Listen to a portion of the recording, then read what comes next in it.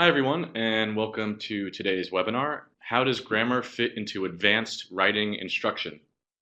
My name is James Marcita. I'm today's moderator, and I work for Cambridge University Press. Cambridge is sponsoring today's webinar. Our presenter today is Dr. Randy Reppen from Northern Arizona University. Today's webinar will last about 30 minutes, but stick around at the end because there will be a question and answer session, and you will also have an opportunity to download a certificate of attendance that said you were here. If you have any questions or if you have any technical difficulties, just type in the chat box on the right-hand side of the screen. That's it for me. So now I'd just like to welcome our presenter, Dr. Randy Repin. Hi, thanks, James, and thanks to all of you who have taken time out of this busy time of the semester to join this webinar. So I hope that you leave the webinar with some good ideas and some useful information. As James said, my name is Randi Reppen. I'm a professor of applied linguistics and TESOL at Northern Arizona University. I do corpus linguistics as a way to find out about language use. And I have lots and lots of teaching experience and have directed an intensive English program also for over 11 years. So I hope that I can take my experience and share some useful tips with you. So I'd like to start out with this nice quote from Diane Larson Freeman. So teaching grammar means enabling students to use linguistic forms accurately, meaningfully, and appropriately. And I think that as grammar teachers, we often focus a lot on accuracy. And that's a good thing. We need our students to be accurate. But I think sometimes meaning and appropriateness also sometimes fall by the wayside. And meaning is the only reason we use language. And I know that we want our students to use language in meaningful ways. And that's an important factor that we're going to consider as we go through this webinar. And I think appropriately is something that we also tend to think about more in the context of language use in speaking. And I want to highlight how we might think about this for advanced writing, since that's the focus of this webinar. So when we think about appropriate language use, we often think of making polite requests or refusing without insulting someone or how to ask questions appropriately. But when it comes to writing, appropriate language use means adhering to the conventions of that discourse. So how do we write in different ways for different purposes? So these are going to be themes that we're going to talk about throughout. And I'm going to use three example activities to sort of highlight how you can do this. So to start out, I want you to take a second and think about typical writing tasks. So those of you who are teaching writing, or maybe you're working in a program where reading and writing are taught together, or grammar and writing, or content-based, think about some of the writing tasks that you have students do. So take a second and do that.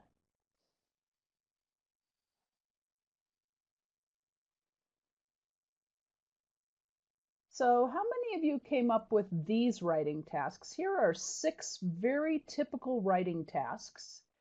And I think in our second language, English as a second language classrooms, or EFL classrooms, we often cover argumentative and narrative tasks. But these other tasks are also very important. And we know this from corpus research. We also know it from extensive classroom observations. So these 6 types of writing tasks are often found across a number of different disciplines. And these do not include some of the tasks that are more discipline specific, like lab reports and case studies that you might find lab reports in natural science classes. So I want to take some time and focus on 3 of these writing tasks that we sometimes don't spend as much time with. We're going to look at compare and contrast, cause and effect, and synthesis. And we're going to look at some activities for this. So again, I'm going to ask you to think about grammar and not think of it in silos. I think we often think about grammar instruction when we practice a particular feature, and that's important. That's very important for us to work, on a particular feature, but then we need to, as we move through to high beginner, intermediate, and more advanced levels of instruction, we want to be sure to put this in a meaningful context and help students learn how to appropriately use it. So think about compare and contrast writing tasks, and think about some of the grammar features and the vocabulary that might be important for that task, to accomplish that task meaningfully and appropriately.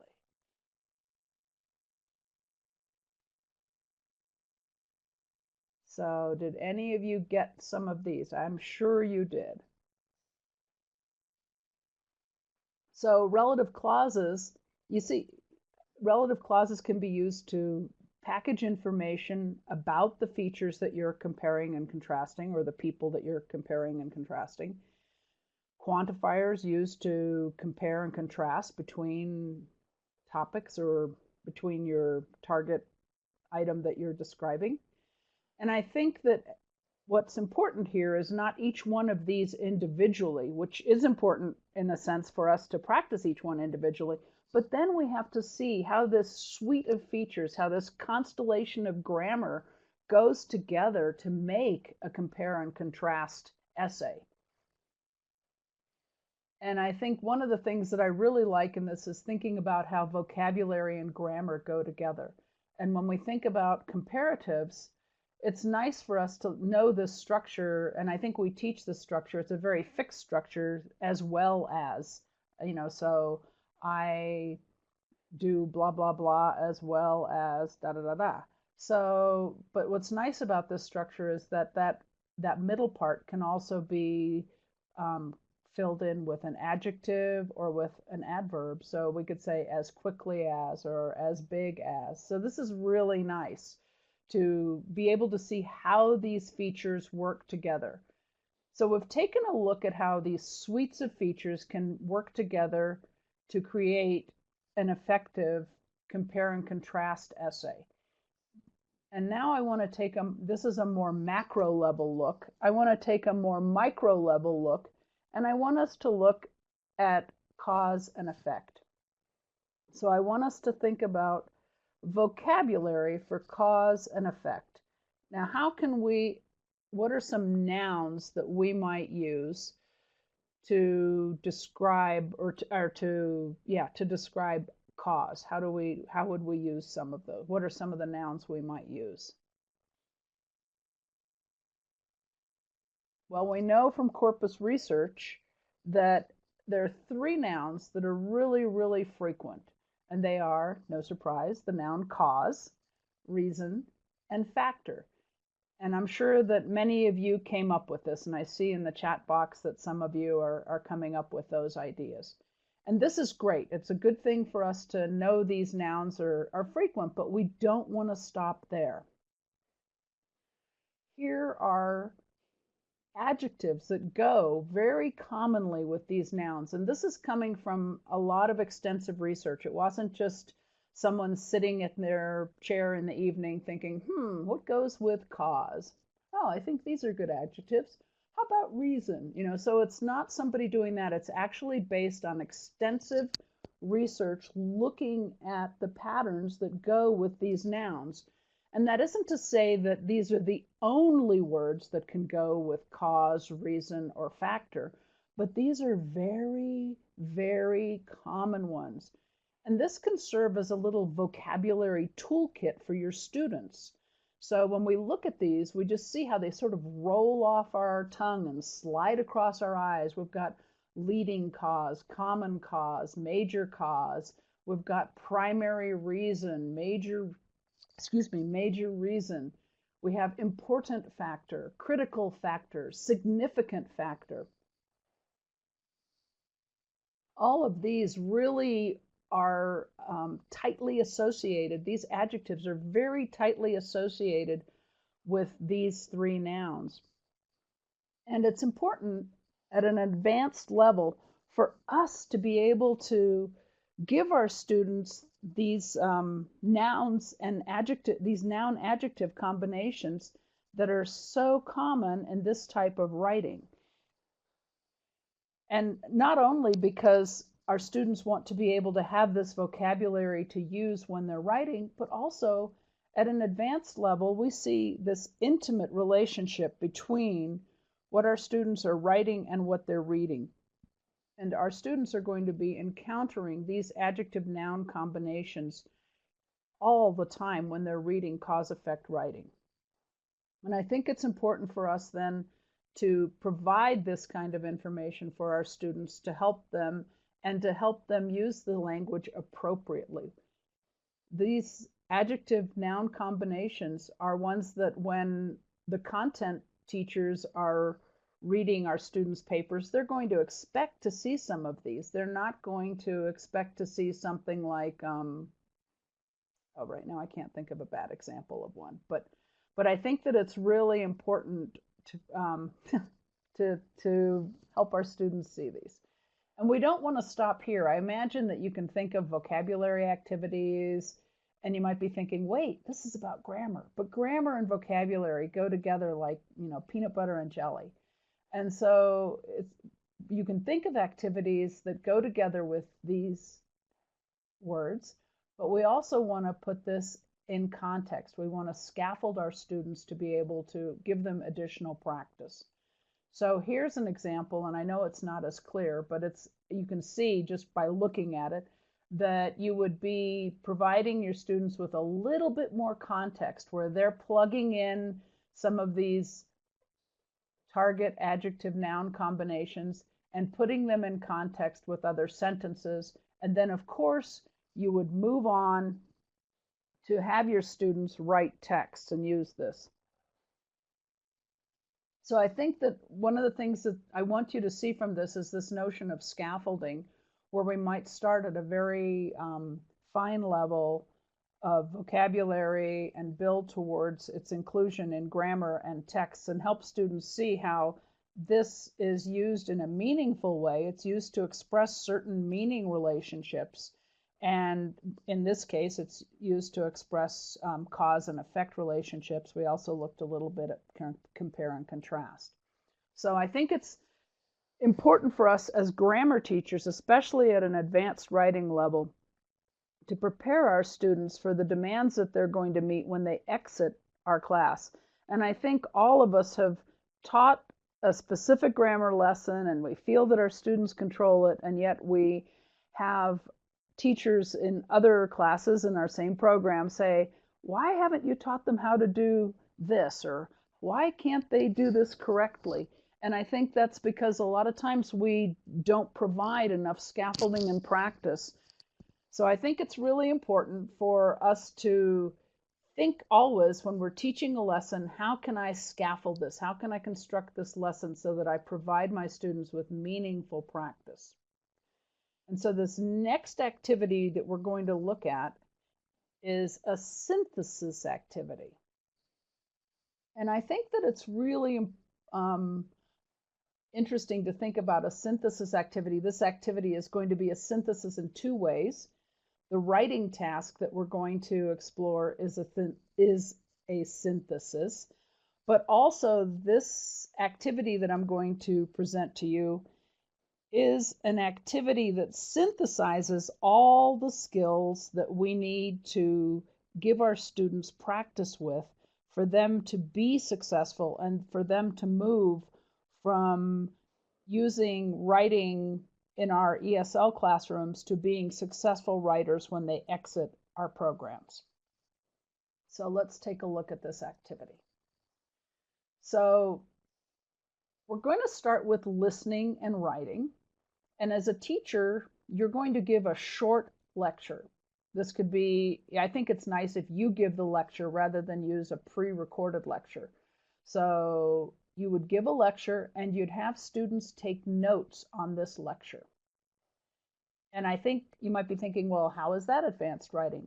It really is. I think this is one of the highest, the activities, that's one of the highest demanding activities that we have our students do. Note taking is hard for first language English speakers, and it's really hard for our students because it requires processing language in real time, deciding what's important, and getting it written down while still listening to what's being said. So this is definitely an advanced writing activity. So your students take notes, they listen to your lecture, they take notes, and then you pair students up and they compare their notes. So here students are looking at what each other has written and they're identifying things that they might have missed in that lecture.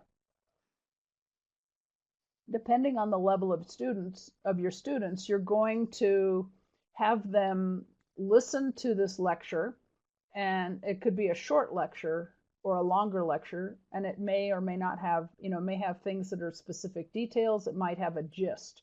So the idea here is that students are listening and taking notes. They're not trying to write down the lecture word for word. They're trying to identify the important points. Then they're using their notes to talk to a peer, talk to another student. They're discussing, so they're using all their language skills. They've used intensive listening, intensive writing, and now they're discussing. After they've decided what they want to, how they can flesh out those notes, then individually the students are going to write a text. So they're going to use their notes to actually write a text. And I think that depending on the time of your class, this could be one class session. After the students have written this text, again, you're going to pair them up, and students are going to talk maybe with the same partner that they worked with or another one. That doesn't matter, but they're going to compare their texts. They're going to read each other's texts. They're going to talk about their choices. And I think this is really an important activity at an advanced level for students to be able to talk about their writing. Why did they make these choices? Why did they decide that this was a main point or the key idea? And actually talk about these decisions. So that might be one whole class period, but then you're going to follow up on this activity, possibly in the next class, or maybe if you have a longer time period or your students go through this activity very quickly. So now we're going to take this activity where we sort of focused on listening and writing, and we're going to move more to reading and writing, but still integrating all skills. Now you will provide your students, you're going to have 4 to 6 short texts, and these texts should be texts that are examples of synthesis or summary writing. And of course, they should be at a reading level where your students can read them fairly easily. And you're going to give one text per student. So if you have a class of 10 or 15 students, you're going to have students with, at least 3 or 4 different types of texts that they're looking at. So then the students, you're going to have them scan the text, practicing a nice reading skill, and look for reporting verbs, verbs where the author, the text that they're looking at, is reporting something. They're reporting information. And so they're just scanning these texts. They're not reading the text for details. They're just quickly scanning through, looking for reporting verbs and listing them.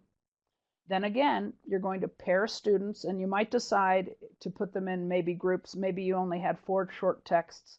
You might put students in groups of 4. I try to avoid groups of 4. I like 3 or 2, but you can pair students and make sure that the students in that group, as you pair them, are looking at different texts so that they can compare the reporting verbs that they found. Again, they're talking, they're reading.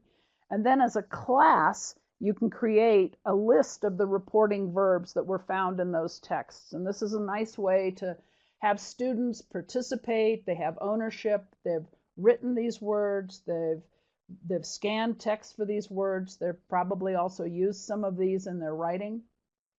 So you could maybe, I don't know if some of you are familiar with the idea of a word wall, but putting up a piece of paper or a bulletin board where these words are available when you're in your classroom. So you could put this list of reporting verbs in your word wall. And then as an extension activity, while you have students still with these texts, you can have them look to see what comes after that reporting verb. And I think this will be a nice activity, especially for advanced students, to see that, reporting verbs like show or report, it's going to be followed by that. And I think this is nice to have students discover this rather than talk to them, rather than just tell them this. And we can also even do an activity where you compare conversation to academic writing, because in conversation, we typically drop the word that. So we'll say, she said today is Wednesday. You wouldn't have somebody usually say, she said that today is Wednesday. So this is a nice way also to have students raise awareness of differences between informal speaking and academic writing. So we don't want to stop here. So remember, we've done note taking, we've had students write a text, we've had students look at other texts for examples for reporting verbs, and now we've created a toolkit of reporting verbs.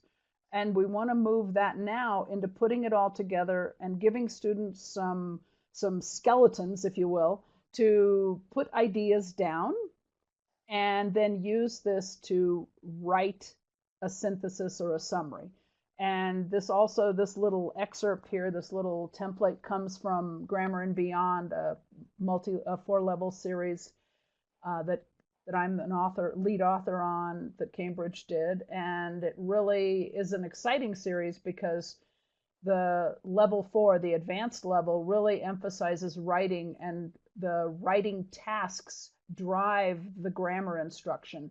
So you look at the suites of features that work together to create these tasks. And so here you're having your students write a summary and then actually writing a response to it also, which gives them another chance to use some reporting verbs. And you'll see that a short quotation might be included, and this helps students to reinforce the idea of citing sources.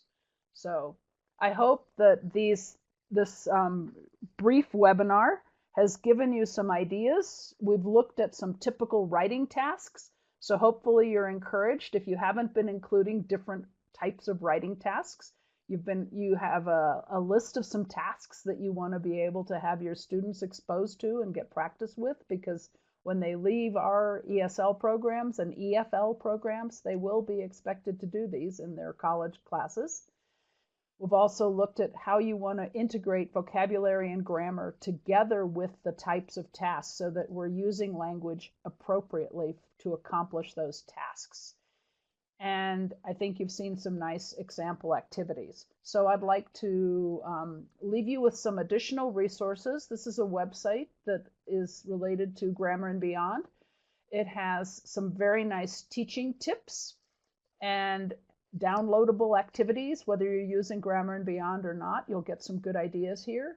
There's an archive of the newsletters, professional books for teachers, lots of resources for online development, and the webinars have been archived. So I'll leave this slide up, and I'll be happy to answer some questions in the time that we have remaining.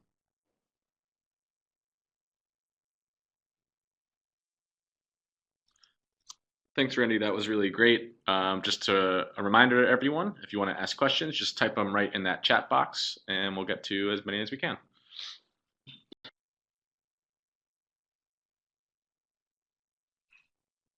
Also, one other quick reminder that your certificates are now available. So you should see this box here. If you just click on the name of, it says April 2017 webinar certificate, and then download, you'll be able to download it and put your name into the certificate.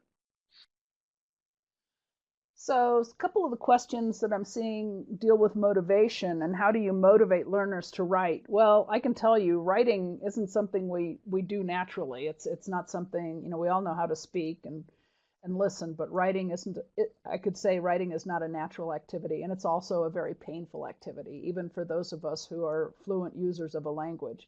So I think doing activities that students can see a purpose for, so that they can see why they should want to practice this, because students have, for some reason, enrolled in our classes, so they know they need to advance their English language skills. And many times doing tasks that are simply seen as sort of English language learning tasks and not contextualizing it to show students how this will be something they'll be using in all of their academic coursework, I think that can be very motivating. And I think providing students with models can be really useful. So hopefully that addresses the motivation thing.